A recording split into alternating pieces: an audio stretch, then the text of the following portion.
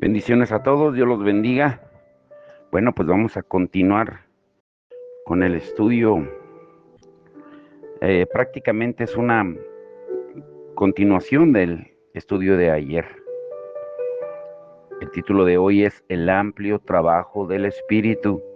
¿Cómo usar sus herramientas, sus dones? ¿Pero sabes cuáles son? Ya hemos hablado acerca de los frutos, los dones, y estamos estudiando acerca de la sabiduría, del poder del Espíritu, haciendo una exposición bíblica de los dones espirituales. Ahora, ayer compartimos algunas de las definiciones de estos términos que muchas veces producen confusión y división cuando no se aclaran. Cuando nos ponemos de acuerdo con respecto al significado de algunos de esos términos, vemos que tanto continuistas como cesacionistas no estamos tan separados y que muchas veces nuestras diferencias son de definición y no de prácticas.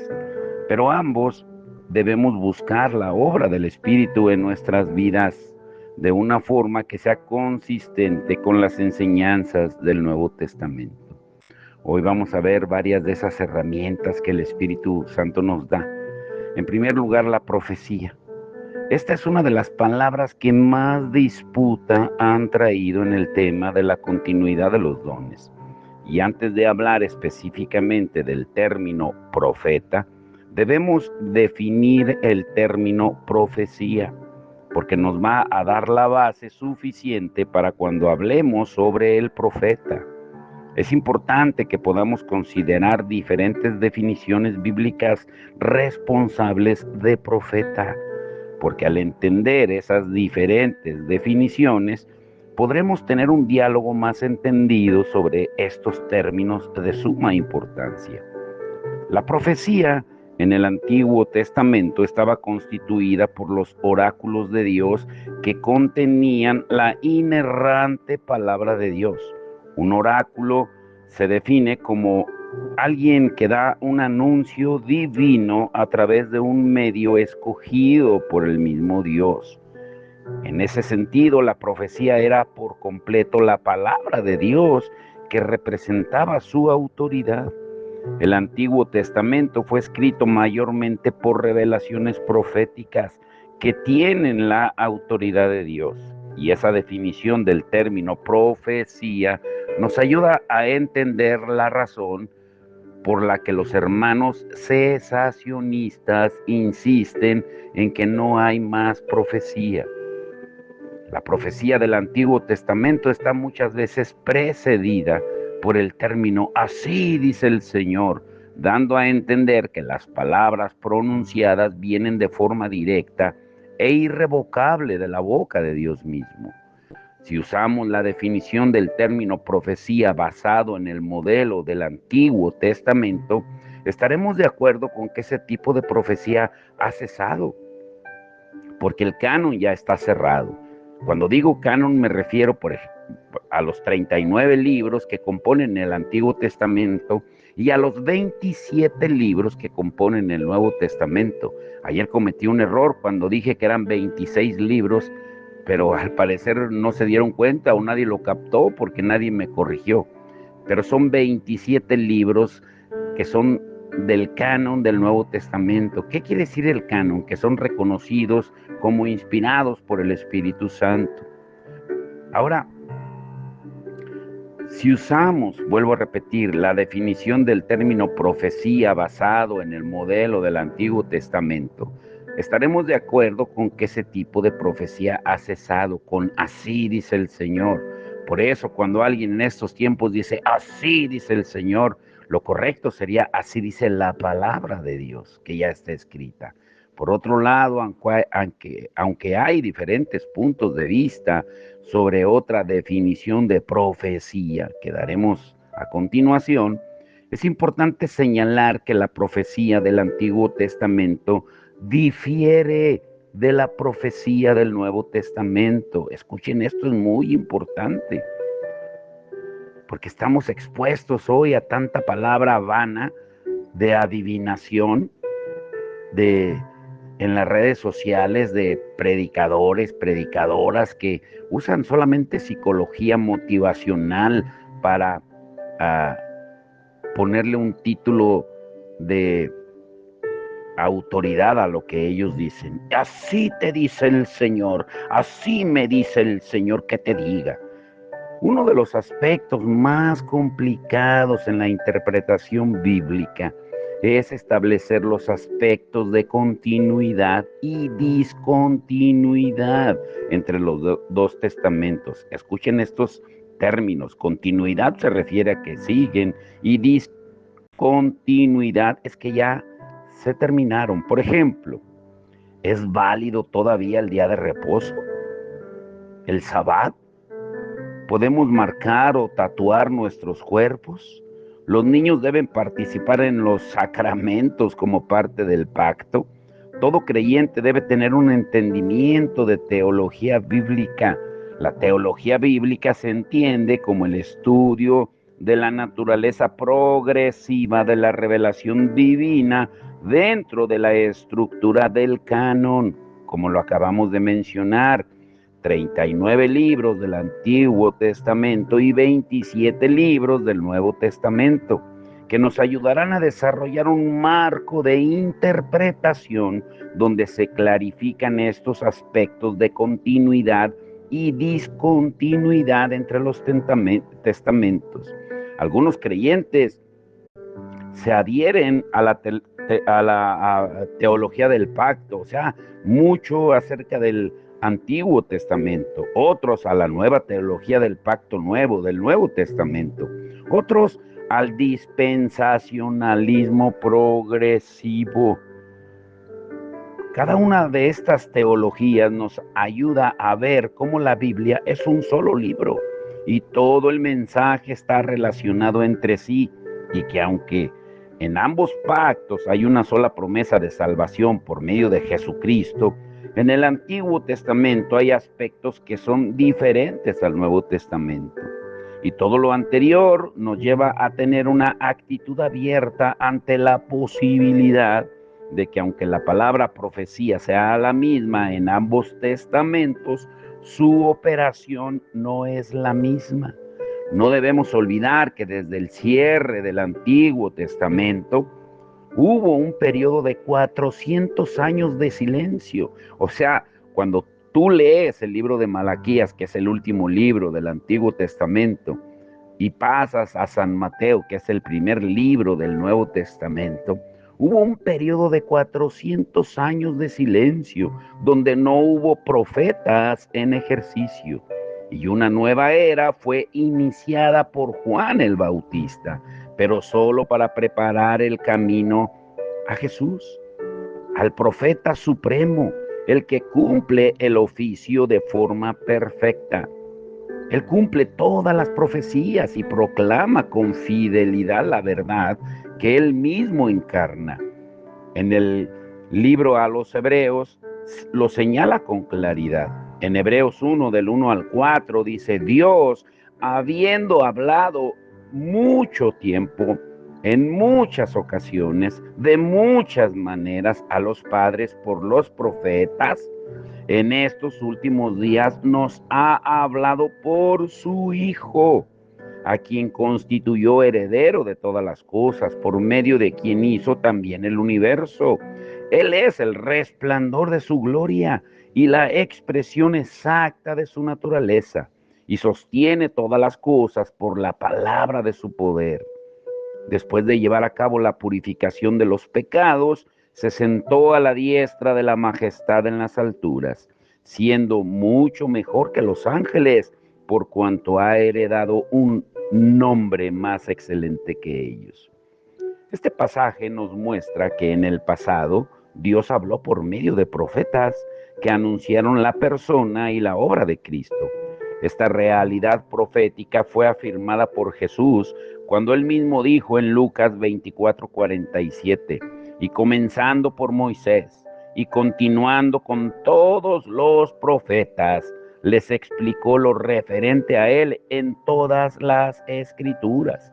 Pablo también lo entendía así cuando él expresó en Romanos 1, al 3, resumiendo, el evangelio de Dios que Él ya había prometido por medio de sus profetas en las santas escrituras acerca de su Hijo. O sea, en Cristo vemos la máxima revelación de Dios, la palabra profética manifestada en toda su expresión. Jesucristo mismo es la verdad y es el fin de la ley. Dice Juan 14:6 que Él es el camino, la verdad y la vida. También Romanos 10:4. Habiendo venido a Cristo, ya no hay necesidad de ninguna profecía basado en lo que acabamos de decir. Tiene total sentido decir que la profecía del Antiguo Testamento ha cesado. Sin embargo, no todo está resuelto, porque todavía tenemos otra pregunta por responder. ¿Por qué el Nuevo Testamento usa los términos profecía y profeta de manera activa en el Nuevo Testamento? No se puede negar que el Nuevo Testamento presenta la profecía como algo que operaba en la era apostólica de los apóstoles, cuando ellos fundaron la iglesia. Bueno, no la fundaron ellos, sino por medio de Cristo, pero ellos sentaron las bases. Entre las interpretaciones encontramos a algunos que dicen que la profecía funcionó en la iglesia hasta que el canon, los 27 libros del Nuevo Testamento, estuvieron completos. Pero la iglesia primitiva ya tenía una Biblia. Dios ya había revelado a Cristo en el Antiguo Testamento y los apóstoles usaban esas profecías para predicar y mostrar a Cristo. Jesús mismo abrió el rollo de Isaías y mostró lo que los profetas hablaron sobre él en Lucas 4:16 al 21. Y es importante hacer notar que en el Nuevo Testamento fueron apóstoles y no profetas, como en el Antiguo Testamento, los que escribieron el canon. La revelación escrita de Dios no estaba siendo anunciada por medio de profecías, sino por el testimonio apostólico. Dios estuvo revelando su palabra, pero de una forma diferente. Y eso nos muestra la realidad de uno de los aspectos de discontinuidad entre ambos testamentos. Otro aspecto importante para considerar es que con el nuevo pacto en Cristo también llegó la era del Espíritu Santo, que es la que estamos estudiando. Jesucristo prometió que el Consolador estaría con nosotros y desde la inauguración del periodo de la iglesia en Pentecostés, en Hechos capítulo 2, podemos ver una actividad diferente del Espíritu Santo en relación con el pueblo de Dios. En el Antiguo Testamento, ser lleno del Espíritu era algo esporádico y solo para algunos, como dice Deuteronomio 34:9, Jueces 14:6, Miqueas 3:8, mientras que en el Nuevo Testamento todos nosotros somos animados a ser llenos del Espíritu Santo, como Pablo lo dice en Efesios 5:18. El Espíritu está trabajando de forma más amplia en toda la comunidad de creyentes y una de esas formas es a través de un uso más amplio de un ministerio profético diferente al del Antiguo Testamento. La primera prueba de esto es el cumplimiento de la profecía de Joel, pronunciada por Pedro en Hechos 2:17 al 18. Y sucederá en los últimos días, dice Dios, que derramaré de mi espíritu sobre toda carne, y vuestros hijos y vuestras hijas profetizarán, vuestros jóvenes verán visiones, y vuestros ancianos soñarán sueños, y aún sobre mis siervos y sobre mis siervas derramaré de mi espíritu en esos días, y profetizarán. Este obrar del Espíritu será sobre todos los creyentes. El Espíritu es derramado sobre todos. Algo muy diferente a la forma en que el Espíritu Santo operaba en el Antiguo Testamento. Y además vemos que personas que usualmente no ejercían el oficio de profeta, hijos e hijas, ahora lo harán en el Nuevo Testamento. Aquí hay una clara evidencia de que la profecía no es igual a la del Antiguo Testamento, porque el ministerio se amplía en su práctica, pero cambia en su significado y práctica. En la profecía de Joel se nos dice que hijos e hijas que obviamente están bajo la autoridad de sus padres, profetizarán. Y aún Pablo en una de sus cartas habla sobre la forma en que una mujer debe profetizar bajo autoridad en Primera de Corintios 11:5. En ambos casos demuestran que la profecía en el Nuevo Testamento no tiene la misma carga de autoridad que la profecía del Antiguo Testamento. Hay una discontinuidad en cuanto al peso y autoridad de la profecía entre ambos testamentos. Pablo también escribe claramente sobre el propósito de la profecía en el Nuevo Testamento. Dice Primera de Corintios 14:3, pero el que profetiza habla a los hombres para edificación, exhortación y consolación. Podríamos decir que la profecía del Nuevo Testamento no es anunciar una nueva revelación de parte de Dios como hacen tantos falsos profetas y predicadores hoy en día, sino que es para el fortalecimiento y el beneficio de los creyentes, pero apoyados en lo que ya está escrito, respaldados en lo que ya escribió el Espíritu Santo. Pero esta tarea no es singular a los profetas, porque hay muchos pasajes donde todos los creyentes somos llamados a edificarnos, exhortarnos y consolarnos mutuamente. Efesios 4:29, Primera de Timoteo 4:13 y Romanos 1:12. Y como hemos visto, hay muchos aspectos del Antiguo Testamento y el Nuevo Testamento que continúan, pero de forma diferente. En el Antiguo Testamento, la señal de entrada es la circuncisión. En el Nuevo Testamento es el bautismo. Hay una señal de introducción en ambos testamentos, pero son diferentes en la práctica. De la misma forma, podemos decir que la predicación es la profecía del Nuevo Testamento, en el sentido de que se trata de una comunicación que se hace con autoridad. Ya no se anuncia una nueva revelación de Dios me reveló algo diferente a la palabra, pero si se interpreta y aplica la verdad ya revelada y completa a lo que ya está escrito. Y esto pone en evidencia que fundamentalmente la profecía del Nuevo Testamento es diferente a la profecía del Antiguo Testamento. Por eso muchos hoy en día quieren profetizar, pero tomando como ejemplo en el Antiguo Testamento, con así dice el Señor, y el Señor me mostró que viene, y el Señor me dijo, y no podemos agregar a lo que Dios ya habló.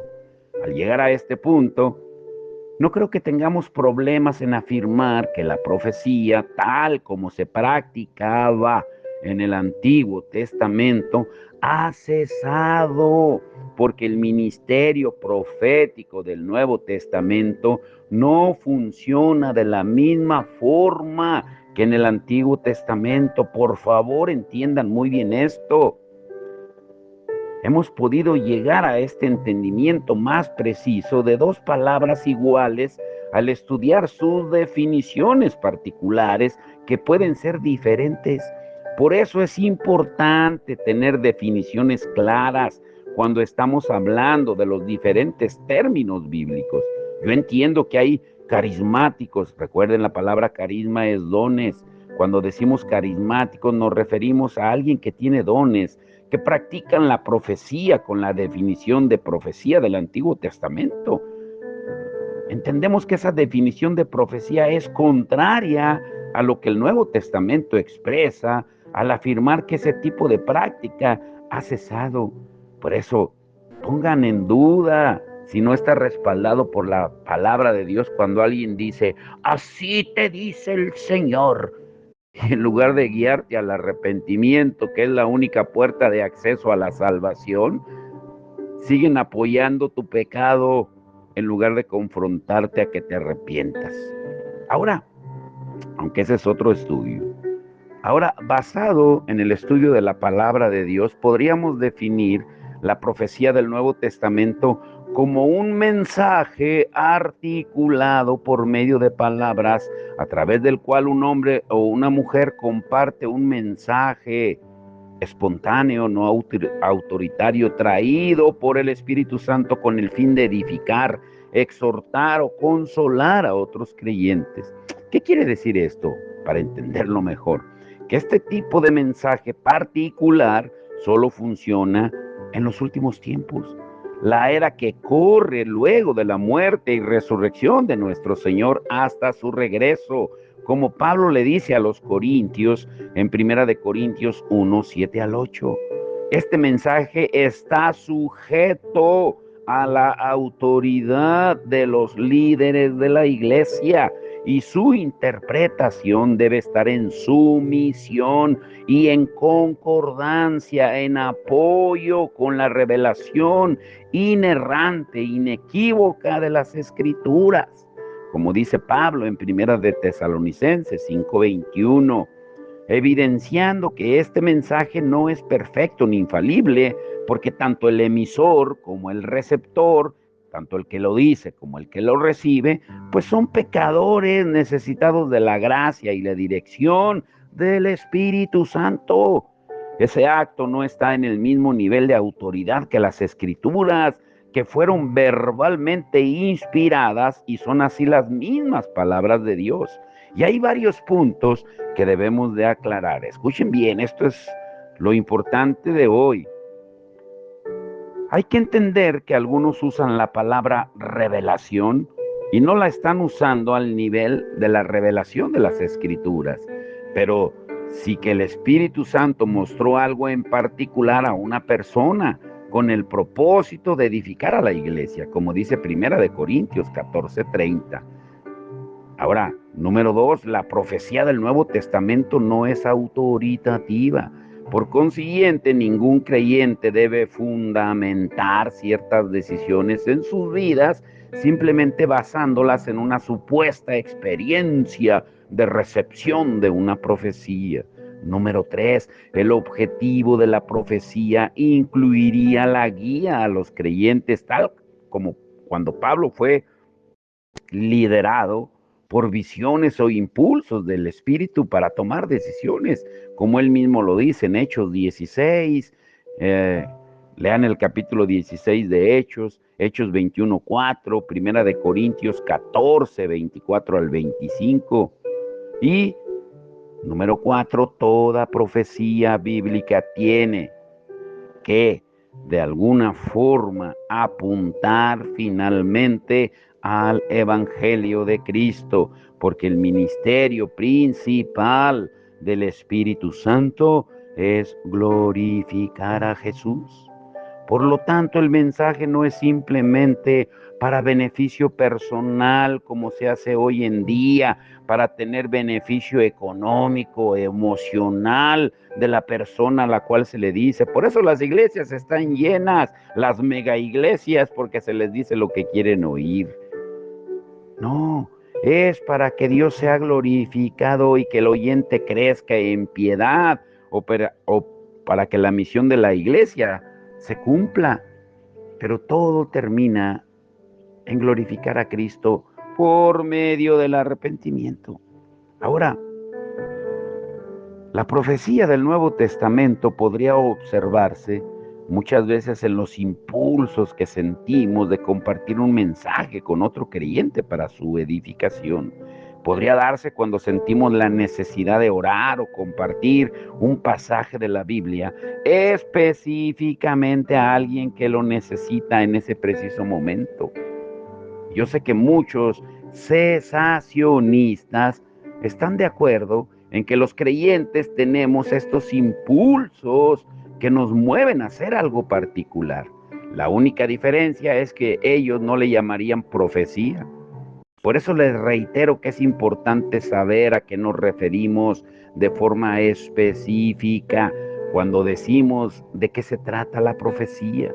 Si con la palabra profecía nos estamos refiriendo a la revelación verbalmente inspirada por Dios, pues entonces eso ha cesado.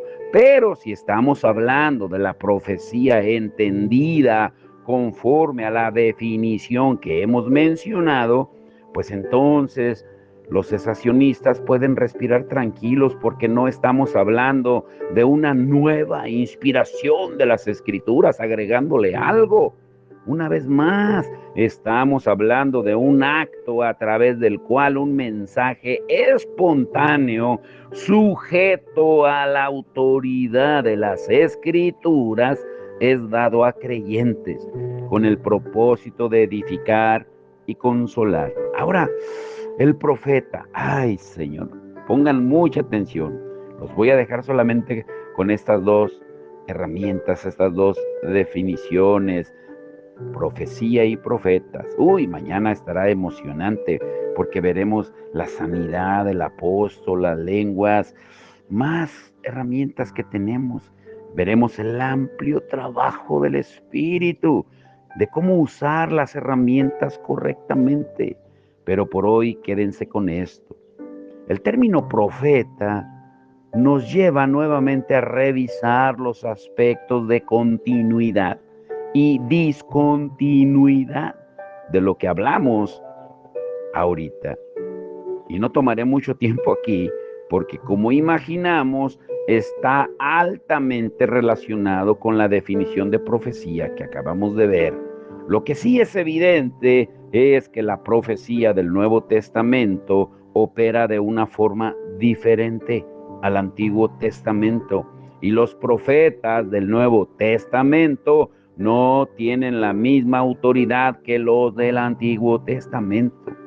Esta diferencia la vemos claramente cuando Pablo declara: edificado sobre el fundamento de los apóstoles y profetas, siendo Cristo Jesús mismo la piedra angular, en Efesios 2:20. Y nos ocuparemos del término apóstol el día de mañana, pero en este pasaje el apóstol Pablo podría estarse refiriéndose al fundamento compartido entre los profetas del Antiguo Testamento que anunciaron las palabras verbalmente inspiradas por Dios, y los apóstoles, que son los que tienen esa responsabilidad en el Nuevo Testamento. Y como lo hemos estado estudiando, la responsabilidad de escribir la Biblia en el Nuevo Testamento es de los apóstoles, no de los profetas. Por consiguiente, este texto se refiere a los dos testamentos y los respectivos oficios que tenían la responsabilidad de escribir el canon. Lo que ambos testamentos comparten es que Cristo es el centro del mensaje. Y algo que parece curioso es que en el Antiguo Testamento se le advierte al pueblo de Dios que se cuidara de los falsos profetas. Y en el Nuevo Testamento vemos ese mismo énfasis que está en los falsos maestros de cuidarnos.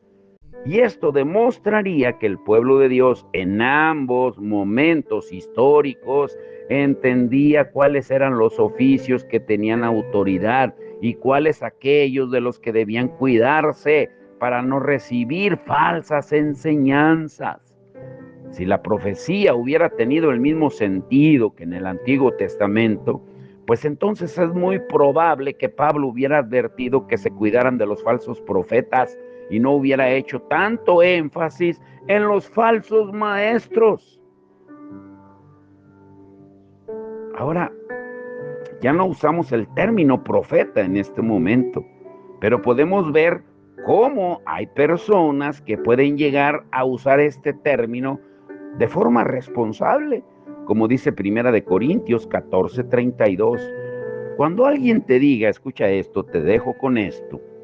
Cuando alguien te diga que es un profeta antes de designarlo como hijo del diablo, como hijo de Belcebú, pregúntale cómo es que define ese término. Si te dice que se considera como un Isaías o un Jeremías moderno, pues entonces puedes comenzar a desenmascararlo. Pero si la persona define ese don del Espíritu Santo de una forma que no es autoritativa, y si no lo usa para su gloria, para sentirse muy espiritual, para sentirse el ungido, la ungida de Dios, sino para la edificación del cuerpo de Cristo, pues entonces no hay razón para el maltrato. Y quizá podrías diferir con él, pero al menos verifica que está usando argumentos consistentes y que sean tomados de la palabra de Dios. Ahora, hay dos términos que veremos el día de mañana para buscar establecer cuál es la definición que se usa para cada término. Antes de lanzar un ataque, debemos entenderlos. Que son muy controversiales. La sanidad, el apóstol, lenguas. Mañana veremos el amplio trabajo del Espíritu Santo, usar las herramientas correctamente. Por hoy, yo te animo a que oigas, no solo que escuches. Si es necesario, óyelo varias veces. No son términos fáciles, ni para exponerlos, ni para entenderlos. Todos debemos escucharlo varias veces. Yo me retroalimento después de que se los envío, escuchando para detectar si cometí errores que no estén apegados a la palabra, como les decía hace un rato, de que ayer dije 26 libros del Nuevo Testamento y son 27. Yo puedo cometer errores, estoy expuesto, pero el Espíritu Santo nos los revela. Padre, en el nombre de Jesús te damos todo el honor y la gloria, Señor. Que tu Espíritu Santo nos siga guiando a toda verdad, toda justicia, en el nombre que es sobre todo nombre. Porque la función principal del Espíritu es glorificarte a ti, a Jesucristo, el único Dios verdadero que se hizo carne y habitó entre nosotros, y que ahora está sentado a la diestra del Padre, intercediendo por nosotros, al igual que el Espíritu Santo, como dice Romanos 8:26. Uno intercede en la tierra, el otro en el cielo. Tenemos al Espíritu Santo en la tierra con nosotros y a Jesús en el cielo, intercediendo por cada uno de nosotros, para que podamos entender tu palabra, porque tú eres el verbo, tú eres la palabra. Como dice Romanos 8:36, porque de Él y para Él son todas las cosas. Todo habla de Cristo, todo lo glorifica a Él y todo debe glorificarlo a Él, porque en el nombre de Jesús se dobla y se doblará toda rodilla que está en el cielo, en la tierra y debajo de la tierra. No en el nombre de Jehová, el Padre tuvo su tiempo, el Hijo tuvo su tiempo y fue exaltado por el sacrificio que hizo en la cruz del Calvario, y el Padre lo exaltó, como dice Filipenses 2:7-11, para que en el nombre de Jesús se doble toda rodilla. Te damos toda la gloria y la honra, y que tu Espíritu Santo nos siga guiando. En el nombre de Jesús. Amén y amén.